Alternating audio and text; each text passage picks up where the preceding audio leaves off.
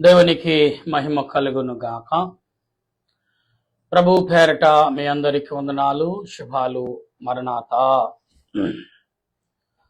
ప్రభునందు ప్రియా దేవుని ప్రియులారా, ప్రభు పేరట మీ అందరికీ శుభాలు తెలియపరుస్తున్నాను. ఈ సమయంలో దేవుని వాక్యము నిమిత్తము ప్రార్థన చేసుకుందాం. ప్రార్థన. సర్వోన్నతుడా, సర్వాధికారి అయిన మా దేవా, నీకు స్తోత్రాలు తండ్రి. గతించిన రాత్రంతకాలం మాకు తోడుగా ఉండి మమ్మల్ని బలపరిచి నడిపించి ఆదరించి ఆయుధపరిచిన మా ప్రభువా, నీకు స్తోత్రాలు. సమయంలో నీ నామాన్ని బట్టి మేము ప్రార్థిస్తుండగా నీ ఆత్మ నడిపింపు, నీ సన్నిధి కాపుదల నాకు తోడుగా, రక్షణగా, మేలుకరముగా, దీవునికరముగా, ఆశీర్వాదకరముగా ఉంచి నడిపించమని నేదైన దాసుడని నేను చేర్చిన నా ప్రార్థన ఆలకించి మహిమ పొందమని, నాతో మీరుండి ప్రభు, నాలో మీరుండి నిబిడలతో మాట్లాడమని, నేదైన దాసుడి నన్ను నీ సిలువ చాటను మరుగుపరిచి మహిమ పొందమని ఆత్మరక్షణకర్త అయిన దేవదేవుని నామమును అడుగుచున్నాను మా పరమ తండ్రి. ఆమెన్. దేవుని సహాయము మనకు తోడుగా ఉండి ముందుకు నడిపించును కాక. ఆమెన్. ప్రభునందు ప్రియా దేవుని సంగమ, దేవుని బిడలారా, ఈ యొక్క సాయంకాల యొక్క శుభాలు మీ అందరికి మరొకసారి తెలియపరుస్తున్నాను. ఎందుకంటే దేవుడు తన క్రియలను అనేక రీతిలుగా మనకు వినిపిస్తూనే ఉన్నారు, కనపరుస్తూనే ఉన్నారు. అయితే దేవుడు తన ఆలోచనను మనకు అందించినప్పుడు ఆయన క్రియలు ఏ రకంగా ఉంటాయనేది మనం ఎరిగిన వారుగా ఉండవలసిన వారమైనాం. ఎందుకంటే ప్రభు చెప్పే ప్రతి మాట ఆత్మ సంబంధమైన మాటలే తప్ప మరొక రకంగా ఉండవండి. కనుక మనం గమనించగలిగి ఉండాలి, ప్రార్థించగలిగి ఉండాలి. అందు నిమిత్తం దేవుని వాక్యములో మనం చదువుతున్నప్పుడు దేవుడు బయలుపరుస్తున్న ఈ వాక్యమును మనం ఒకసారి ధ్యానం చేస్తే మనం గమనించిన ప్రతి విషయము కూడా మరి 2 కొరింథీ పత్రిక 10వ అధ్యాయము ప్రభు సెలవిచ్చిన మాట ఎటువంటిదో మనం గమనిస్తూ అటు రీతిలో ప్రార్థించేవారుగా ఉండవలసిన వారమై ఉన్నాం. ఎందుకంటే దేవుడు తన క్రియలను బట్టి నీకు నాకు మార్గమును చూపుచున్న వారై ఉన్నారనేది మర్చిపోవద్దు. కనుక ఈరోజు వాక్యం చదువుతున్నప్పుడు ప్రభు ఇచ్చిన వీటి మాటలను మనం గమనించినప్పుడు దేవుడు తన ఆలోచన క్రియలు ఎలాగున్నవి అంటే, మీ ఎదుట ఉన్నప్పుడు మీలో అనుకోగలవాన్నైటియు, ఎదురు లేనప్పుడు మీ ఎడల ధైర్యము గలవారు నీవు పౌలని నేనే, యేసుక్రీస్తు యొక్క సాక్షిత్వం మృతుమును బట్టి మిమ్మల్ని వేడుకొనుచున్నాను. శరీర ప్రకారము నడుచుకుని వారమని మమ్మల్ని గూర్చి కొందరు అనుకొనుచున్నారు గానుక అట్టి వారి ఎడల మేము తెగించి కాఠిన్యమును చూపవలనని తలంచుకొనుచున్నాను గాని, నేను వచ్చినప్పుడు అట్లు కాఠిన్యమును చూపకుండానట్లు చేయడని నేను మిమ్మల్ని బ్రతిమాలుకొనుచున్నాను. ప్రియులారా, ఇక్కడ పౌలు గారు చెప్పే ప్రతి మాట ఎలాగుందంటే కొంత ఆత్మ సంబంధంగా ఆలోచనకు మనకు అందించేదిగా ఉన్నదని మనం గమనించాలి. ఎందుకంటే దేవుడు తన క్రియలను ఈనాడు నీకు నాకు వినిపించుచున్నాడు, బయలుపరుస్తున్నాడు అనే విషయం మాత్రం మర్చిపోవద్దు. ఎలాగూ కాఠిన్యమును చూపిస్తున్నాడంటే లేదు అంటే ఏమన్నా నేను మీ ఎడల దేవుని యొక్క ఆలోచన తప్ప ఎటువంటి కోపము, ఎటువంటి ద్వేషము నాకు లేదు అని దేవుడు బయలుపరచమన్నాడు, మీకు బయలుపరుస్తున్నాను తప్ప నా ఉద్దేశం ఏమి కాదు అని పౌలు గారు చాలా సూటిగా మనకు చెప్తున్నాడు. అయితే ఇక్కడ మాట్లాడుతున్న ఈ మాటల్ని, మేము శరీరదారులమై నడుచుకునుచున్నాను, శరీర ప్రకారము యుద్ధము చేయము అంటే మేము శరీర సంబంధంగా మేము జీవించున్న శరీర సంబంధిక యుద్ధం అయితే మేము చేయట్లేదు అంటున్నాడు పౌలు గారు. ఎందుకు అంటే పౌలు గారు చెప్పే ప్రతి మాట ఆత్మ సంబంధంగానే ఉంటుంది. పౌలు గారు సామాన్యుడేం కాదండి. పౌలు గారు చెప్పే ప్రతి ఆలోచన అనేక రకాలుగా మనకు జోడించబడుతుంది, ఆశీర్వదించబడుతున్నాం. కనుక ఈ సాయంకాల సమయంలో పౌలు గారు ఏ రకంగా మాట్లాడారు, పౌలు గారు ఏ రకంగా మనకు ఉపదేశించాడు, పౌలు గారు ఏ రకమైన క్రియలు మనకు చూపించాడు అనే ఆలోచనలోకి వస్తే చాలా సూటిగా మాట్లాడుతాడు. దేని నిమిత్తం? ఆత్మ సంబంధమైన మాటలు. అందుకే ఆత్మకు లోబడుట. ఈరోజు ప్రార్థన అంశం ఏంటంటే ఆత్మకు లోబడుట. ఆత్మకు మానవుడు ఎప్పుడైతే లోబడుతున్నాడో ఎప్పుడు కూడా ఇదే ఉంటాయి అంశాలు. ఆత్మకు లోబడటం, ఆత్మను సంపాదించుకోవటం, ఆత్మకు అనుసరించడం, ఆత్మతో నడవటం, ఇలాంటి అంశాలే బైబిల్ ఎక్కువగా రాయబడతాయి. కానీ ఆత్మకు లోబడటం అంటే ఆత్మకు లోబడినప్పుడు ఏ మాటన ఎక్కడైనా ఎలాగైనా మాట్లాడినప్పుడు చాలా క్లియర్ కట్గా ఉంటాయి ఆ మాటలు. ఏదో సోదు చెప్పినట్టుగా ఉండవు. అవి ఎలాగుంటాయంటే ఇక్కడ మాట్లాడుతున్న ఈ మాటలను బట్టి, మా యుద్ధోపకరములు శరీర సంబంధమైన కావు గాని దేవుని ఎదుట దుర్గమములను పడదోళ. అంటే ఇక్కడ మేము ఇతరకములను ఈ దేవునిని గూర్చి, అంటే ఇక్కడ ఏమంటున్నాడంటే మేము ఎవరితో వాదపేదాలు వేయటకు మేము సిద్ధపడలేదు అంటాడు. దేవునిని గూర్చి మాత్రమే మేము మాట్లాడతాం, లోక సంబంధంగా మాకు సంబంధం లేని పనులు అని పౌలు గారు చాలా క్లియర్ కట్గా ఇక్కడ చెప్తున్నాడు. పిల్లరా, పౌలు గారు చెప్పే ప్రతి మాట ఎలాగుందంటే ఆత్మ సంబంధమైన మాటలుగానే మనకు కనబడుతున్నాయి ఈ 10వ వచనంలో. అయితే పౌలు గారు చెప్పే ప్రతి క్రియ ఏ రకంగా ఉంటుందంటే మనుషును బలపరిచే రీతిగా ఉంటాయి. అంటే ఆత్మ సంబంధమైన బలమే తప్ప శరీర సంబంధమైన ఏమాత్రం బలం ఉండదు. ఎవరికి వాళ్ళు శరీర సంబంధమైన బలాన్ని సంపాదించుకోవాలి తప్ప ఆత్మ సంబంధమైన బలం ఎవరైనా సంపాదిత వచ్చేది కాదు. నీకు నువ్వుగా మనగా సంపాదించుకునేది ఆత్మ బలం. మనుషులే మానవులుగా సమకూరిస్తే వచ్చేది కాదు. మానవులకు ఎలా సమకూరిస్తేంటి, ప్రార్థనలో స్థుతి ఎలా చేయాలో వారి స్థుతిని బట్టి మనము స్థుతి చేసి, వారి ప్రార్థన బట్టి మనము కూడా ప్రార్థన నడవడికలు. అందుకే ఒకరి దారి నడిచిన ఆ దారిలో నలుగురు నడిస్తే దారి ఇంకా పెద్దగా అవుతుంది, విశాలంగా అవుతుంది. ఎందుకంటే 10 మంది నడిచే దారి, ఒక్కరు నడిచే దారి, ఒక్కడ నడిచేవాడు వారి రాళ్ళు రప్పలు కన్ని తీసుకుంటూ వెళ్తూ ఉంటాడు.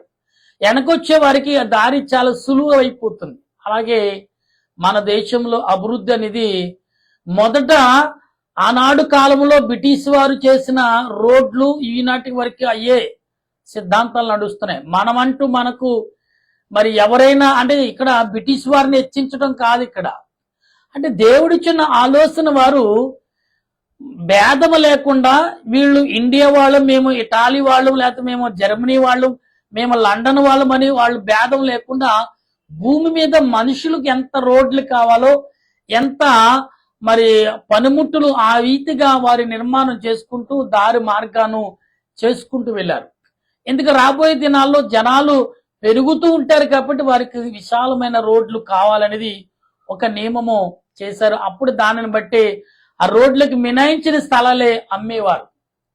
అయితే ప్రియులారా, ఈనాటి వరకు కూడా సుమారు మరి ఆనాడు వేసిన 100 సంవత్సరాల వెనక్కి వెళ్తే మనం ఆనాడు వేసిన రోడ్లు ఇప్పటికి కూడా అదే రోడ్లు. సుమారు ఈ జనాభా వస్తే ఇంత రోడ్డు కావాలి, ఇంత దారి కావాలి. ఇప్పుడు మనం ఏం చేస్తాం, దారిని పెంచుకుంటూ వెళ్తున్నాం.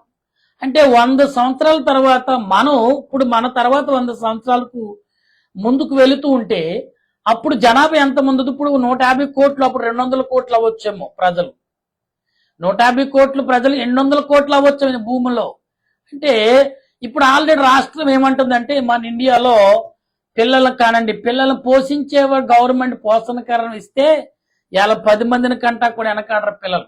ఎందుకంటే వారికి ఆరోగ్య విషయంలోను, చదువు విషయంలోను, పోషణ గారి విషయంలో, ఈ 3 విషయంలో పిల్లలను కనేవాళ్లకు సహాయము గవర్నమెంట్ చేస్తే విస్తారమైన జనాన్ని మనం పుట్టించగలుగుతారు వాళ్ళు.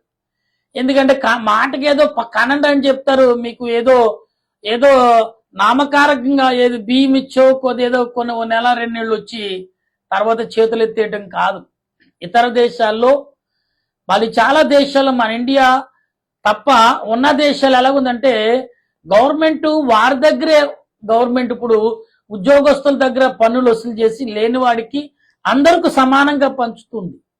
అంటే మీరు ఎలాగా మీరు దాన్ని ఉపయోగించుకోలేరు కదా, మా ద్వారా మీరు దాన్ని ఎలాగ ఉపయోగించుకోవాలో, మంచినీళ్ళు, కరెంటు ఇలాంటి వీటిల్లో కొంచెం దిగుబడినిచ్చి వారికి అనుకూలమైన ఇస్తూ ఉంటది. ఇక్కడ అందుకే స్వార్థం లేని పరిపాలన, స్వార్థం లేని మనస్తత్వం, స్వార్థం లేని స్వార్థ, స్వార్థం లేని ప్రయాణం, స్వార్థం లేని మాటలు చెప్పుకున్నప్పుడు మనిషిలోకి, హృదయంలోకి చొచ్చుకుంటూ వెళ్తాయి. అవి వెళ్ళినప్పుడు అది ఫలించటానికి ప్రయత్నం చేస్తాడు. అందుకే ఇత్తనం నాటేవాడు సుమారు 10 అంగుళాల కిందకి పెడతాడు.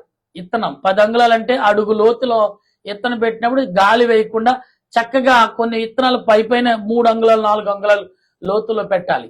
ఆ విత్తనాలు త్వరగా ఫలించి అవి భూమినికి సారము తీసుకుని విత్తనం ఫలిస్తుంది.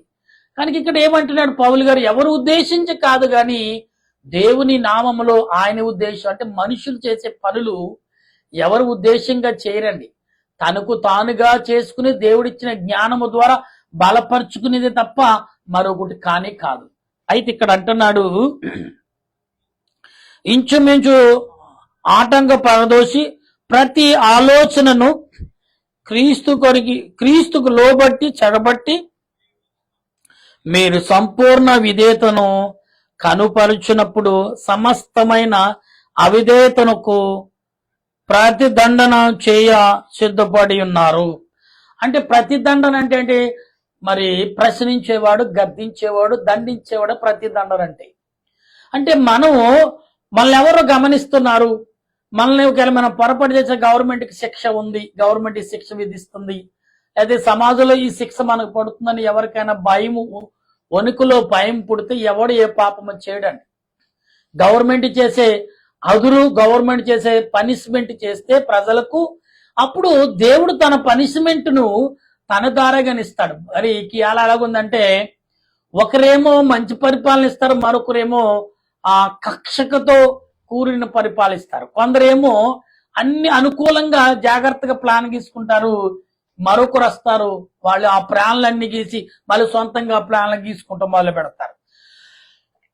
ఎవరంటే ప్రియుల అలాగని నీళ్లు బావులు గాని రోడ్లు గాని వాడేసాడు కానీ మళ్ళీ కొత్త రోడ్డు వేస్తే అప్పుడు గవర్నమెంట్కి ఏమవుతుంది, భారం అవుతుంది. అదే కొనసాగించుకుంటూ వెళితే అవతల వారికి పరిపాలన ప్రియ అవుతుంది, సులువు అవుతుంది, వాళ్ళు చేసే పనులు ఇంకా అభివృద్ధి అవుతాయి, వాళ్ళకంటే వీళ్ళు భిన్నంగా చేయగలుగుతూ ఉంటారు. ఎందుకు ఈ మాటలు అంటే ఇక్కడ దేవుడు చెప్తాడు, ఎవరు ఉద్దేశం కాదు, ఎవరు స్వార్థంతో కాదు, ఎవరి ప్రయోజనం కొరకు కాదు, కానీ మీరు మీ అంతటా ఆత్మకు లోబడటానికే ఈ మాటలు అంటున్నాడు. ఈ మాటలు చెప్పడం వల్ల నాకు కలిసి వచ్చేది ఉన్నదా లేదా అని తర్వాత సంగతి, కానీ మీకు మాత్రం ఆత్మకు లోబడటం వల్ల మీకు వచ్చే ప్రయోజనం ఏంటో నన్ను వివరించమన్నాడు దేవుడని పౌలు గారు చెప్తున్నాడు.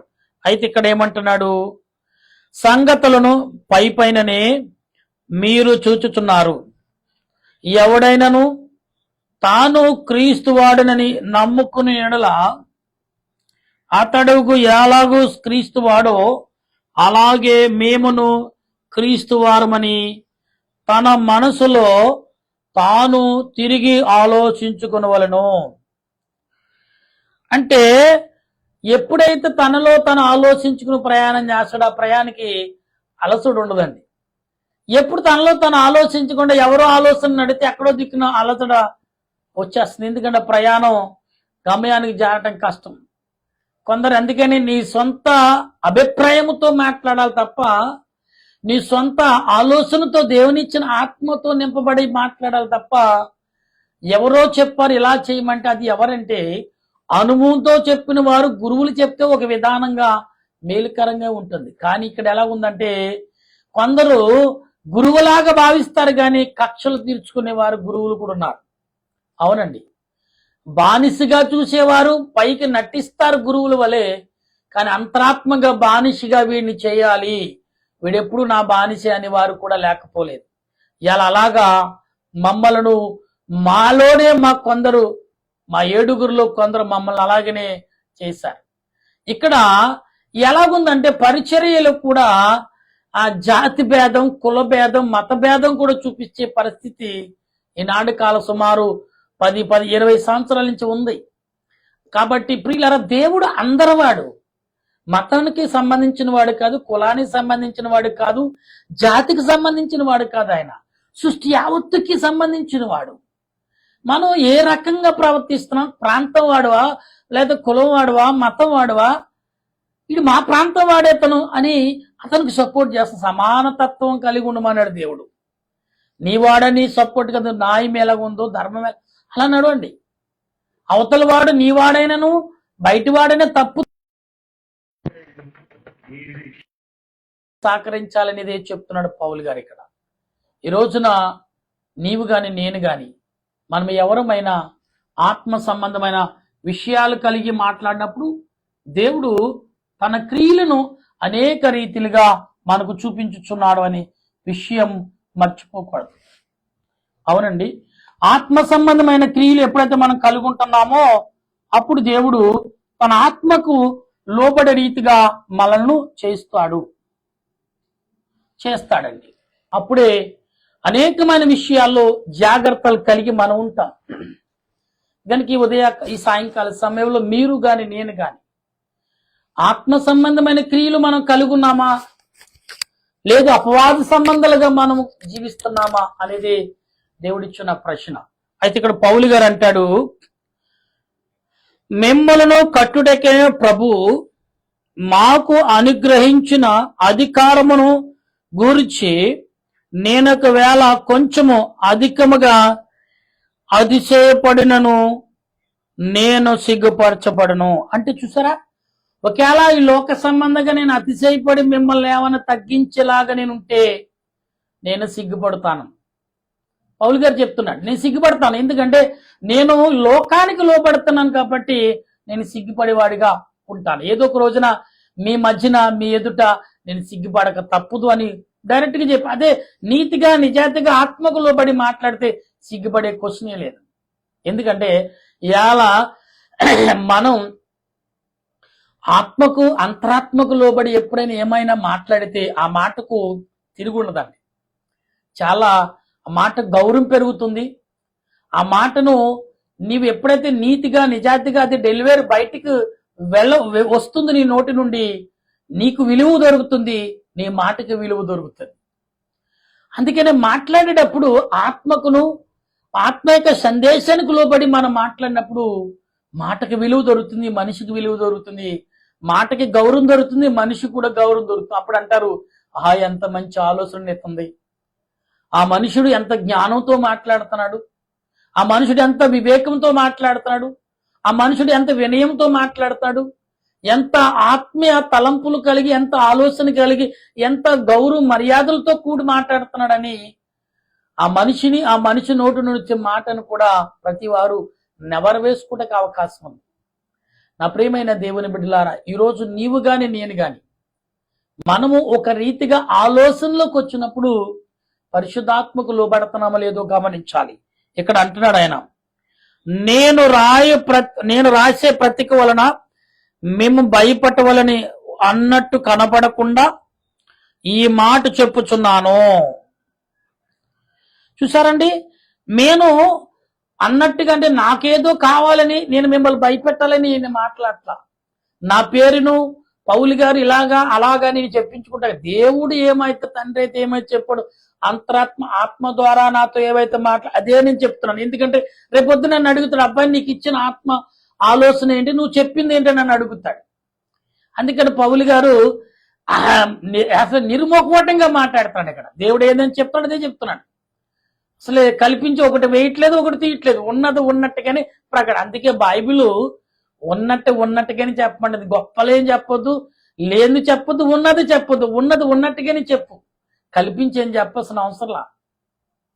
కానీ సంఘాన్ని ఉలుక్కుపరచాలంటే కొన్ని విషయాలు కల్పించి చెప్తేనే ఉలుక్కుపడతారు. ఏంటి వింత అని నవ్వుతారు కూడా.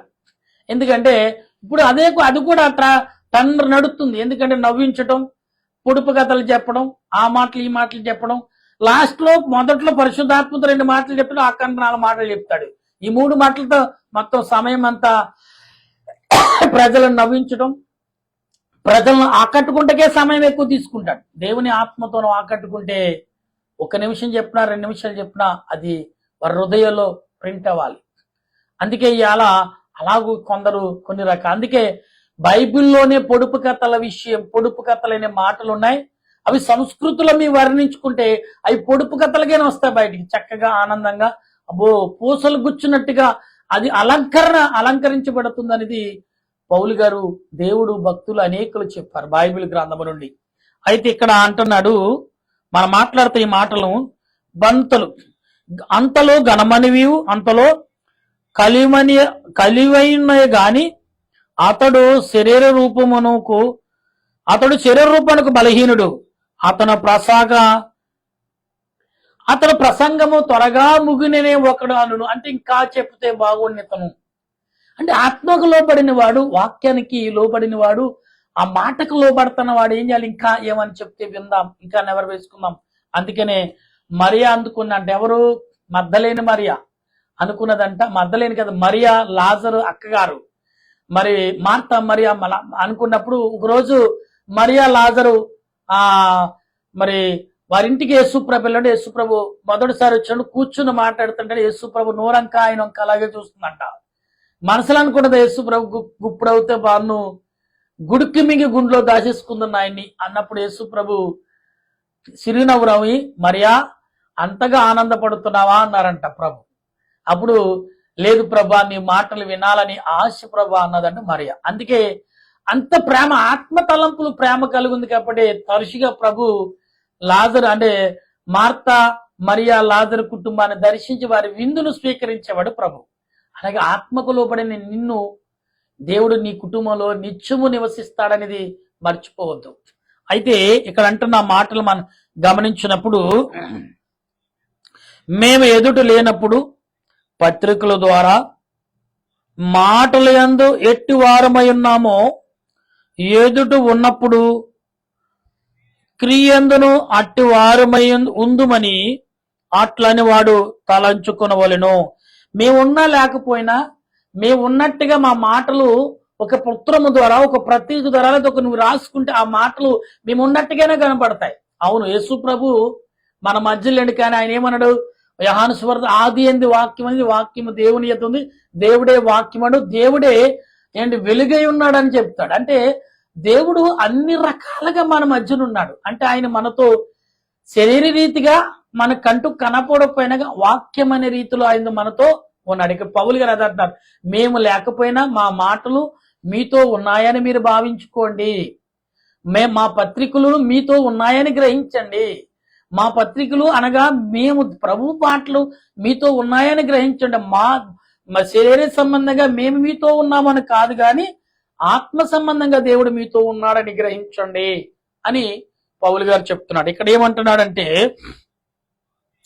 తమ్మును తామే మెచ్చుకును కొందరితో జతపరుచుకున్నటకైనను వారితో సరిచూచుకుటకైనను మేము తెగింపు జాలము గాని, వారు తమలోనే ఒకరిని బట్టి ఒకరు ఎన్నిక చేసుకుని ఒకరితో ఒకరు సరిచూచుకునుచున్నందున గ్రహింపలేక ఉన్నారు.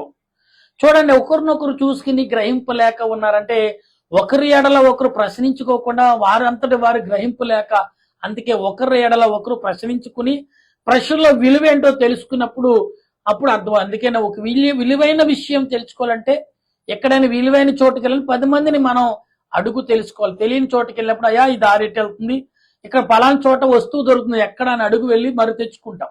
అలాగనే విలువైన మాటలను 1-2 సార్లు సరిచూసుకోమని పౌలు గారు చెప్తున్నాడు. అయితే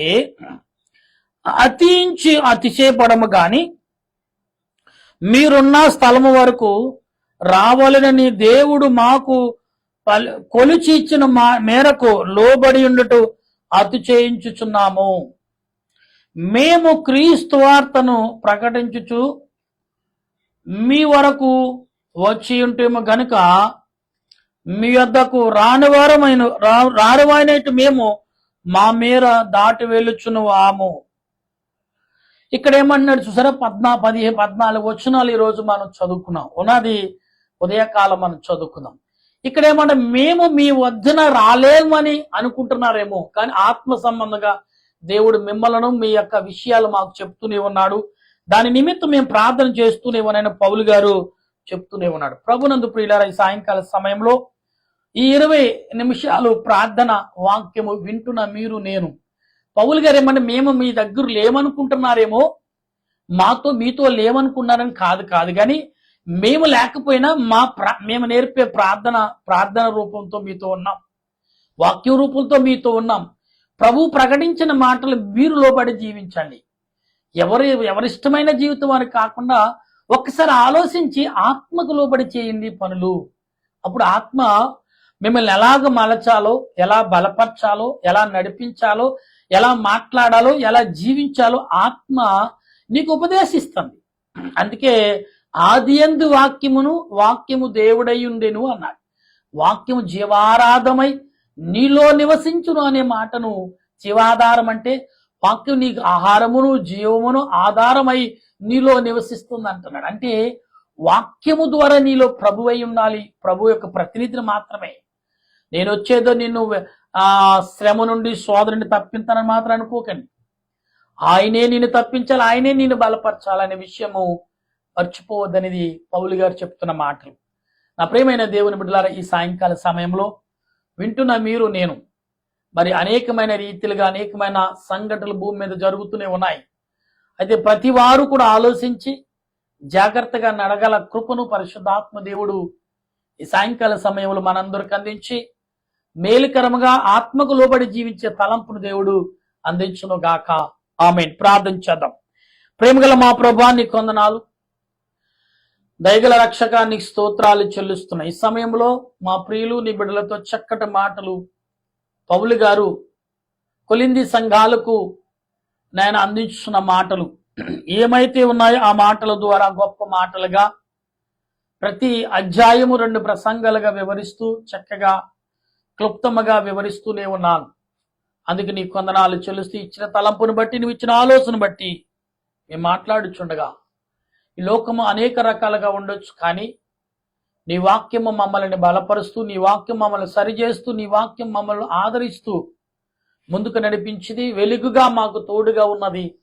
అట్టి వాక్యానికి లోబడి, నీ ఆత్మకు లోబడి నడవగల శక్తిని నా దేశ ప్రజలకు, నా దేశంలో ఉన్న గ్రామాలకు, పట్టణాలకు, రాష్ట్రాలకు, నాయకులకు, పెద్దలకు, ప్రధానులకు, ముఖ్యమంత్రులకు, మంత్రులకు, శాసన సభ్యులకు, అందరకు ప్రభా, ఇదిగో ప్రజల పట్ల దయ, జాలి, కరుణ, ప్రేమ, ఆదరణ, ఆత్మీయత, సంపూర్ణత ప్రతి వారు కలిగి ఉండగల కృపదయచ్చు ప్రభా. మా మధ్యన ఒకరోజే ఉంది ప్రభా, 2 రోజులు మాత్రమే, రియాల్ 29. ఈ రోజు ఇంకే రోజు గడిచిపోయింది ప్రభా. మరి రేపటి కాలం, రేపు ఒక్కరోజు, ఎల్లుండు తండ్రి మరి 31, అనగా ఇంకా 24 గంటలు, 44 గంటలు 48 గంటలు మా మధ్యన ఉన్నాయి. ఈ 48 గంటలు మేము తీసుకునే తీర్మానం ఏంటో, మేము తీసుకోవాల్సిన ఆలోచన ఏంటో, మేము తీసుకోవాల్సిన నిర్ణయం ఏంటో ప్రభా మాకు తెలియపరచండి, చూపించండి, మాకు మెలుకు కలిగించండి. నీ వెలుగుతో, నీ ఆత్మతో నింపబడినట్లు, నీ శక్తి ద్వారా, నీ బలము ద్వారా అందరికీ అంతటా నీ మహిమ, నీ కృపను సమకూర్చి మహిమ పొందమని నీ దీన దాసుడే నేను చేయొచ్చు. ఇదిగో ప్రభా, మరి వాతావరణం వల్ల వచ్చే బలహీనతలు, మలేరియా, టైఫాయిడ్ జ్వరం, దగ్గులు, రంపలు, ఈ చలిగాలి వల్ల మరి విపరీతమైన చలిగాలి వేస్తుంది ప్రభా. విస్తారమైన వర్షాలు పడ్డాయి, చలిగాలి కూడా విస్తారంగా వేస్తుంది. పసిబిడ్డలు, గర్భిణీ స్త్రీలు, బలహీనులు, గాయపడేవారు అనేకులు, తన్ని షుగర్, బీపీతో ఉన్నవారు అనేకలు ఇబ్బందులు పడుతూనే ఉన్నారు ప్రభా. దేవా, నీ శరీరంలో కావలసిన వెట్టను, వేడును సమకూర్చి బలపరిచేటువంటి బలహీనత రాకుండా వచ్చినప్పుడు దాన్ని త్వరగా తెలుసుకుని మాత్రలు, అనగా తండ్రి వనమూలికలతో చేయబడిన మాత్రలు తీసుకుని నీ యందు నమ్మకం, విశ్వాసము, నేను సిగ్గుపరచకుండా గణపరిచే కృపను అందించి బలపరచమని. ఇదిగో ప్రభా, గుడ్డివారు, చెవిటివారు, మూగవారు ప్రభా, కొన్ని వ్యాధులు చెప్పుకోలేరు. నేను మొన్న ఒక వార్త విన్నాను ప్రభా, టైఫాయిడ్ వచ్చి 27 సంవత్సరాల అమ్మాయి, పుట్టుకతోటే మూగది, పుట్టుకతోటే వికలాంగురాలు. ఆ అమ్మాయి ప్రభా టైఫాయిడ్ జ్వరం ఎలాగొచ్చిందో చెప్పుకోలేక తండ్రి, ఆ టైఫాయిడ్ జ్వరం అతికి ఏకమై శరీరంలో కిడ్నీలు నేను హార్ట్ అటాక్ వచ్చి చనిపోయింది అన్నారు. నిజమే ప్రభా, అటువంటి పరిస్థితి ఎందరైతే బిడ్డలు ఉన్నారో వారందరికీ నీవే ఆదరణ, ఆరోగ్యం, ఆయుష్యం. తల్లిదండ్రులకు మేలుకరముగా దీవెనకరముగా పితరులు చేసిన కర్మక్రియలు ఆ వారి మీద ఎంతగానో ప్రభావం చూపుతుంది. అటువంటిది ఎవరి మీదకి రాకుండా కాపాడి బలపరిచి దీవించమని దీనదాసుడని ఏం చేయొచ్చు ఈ ప్రార్థన మరణాత సన్నిధి నుండి ప్రార్థన చేయుచుండగా, మరణాత ప్రార్థన సన్నిధి నుండి ఈ విజ్ఞాపన చేయుచుండగా అంగీకరించి నెరవేర్పదాయించమని త్వరగా రానని యేసుక్రీస్తు యొక్క పరిశుద్ధమైన నామములు అడిగి ప్రార్థన చేయుచున్నాను పరమ తండ్రి, ఆమేన్. పరలోక మా పరమ తండ్రి, నామను పరిశుద్ధపరచునుగా, నీ రాజ్యం వచ్చునుగా, నీ చిత్తం పరలోక మీద నెరవేరినట్లు భూమి మీద నెరవేరుగా. మనలో దయచేసి మా ప్రార్థన చేసామని క్షమించిన ప్రకారం మా ప్రార్థనలు క్షమించి మమ్మల్ని శోధనకి రాజ్యము శక్తి మహిమ నిరంతర నివనావు తండ్రి, ఆమేన్. ప్రవేశరత్మే జయం అపవాదికం, ప్రవేశరత్మే జయం అపవాదికం, ప్రవేశజయం అపవాదికంతక నాశనం. హల్లెలూయా హల్లెలూయా, స్తోత్రం స్తోత్రం, ఆమేన్ ఆమేన్. మన తండ్రి అయిన దేవుని కృప, త్రియేక దేవుని సహాయం, పరిశుద్ధాత్మక ఆదరణ, ఆరోగ్యం, ఆయుష్, బలమైన శక్తి, ఆత్మకు లోబడే కృపను ప్రతి వారికి అందించి నడిపించి నీ రాకడకు సిద్ధపరచును గాక. ఆమేన్ ఆమేన్ ఆమేన్. మీ అందరికి వందనాలు. మరణాత నూతనమైన శుభాకాంక్షలు మీ అందరికీ తెలియపరుస్తున్నాను. హ్యాపీ న్యూ ఇయర్ మీ అందరికీ మరొకసారి తెలియపరుస్తున్నాను. అందరికీ మరణాత.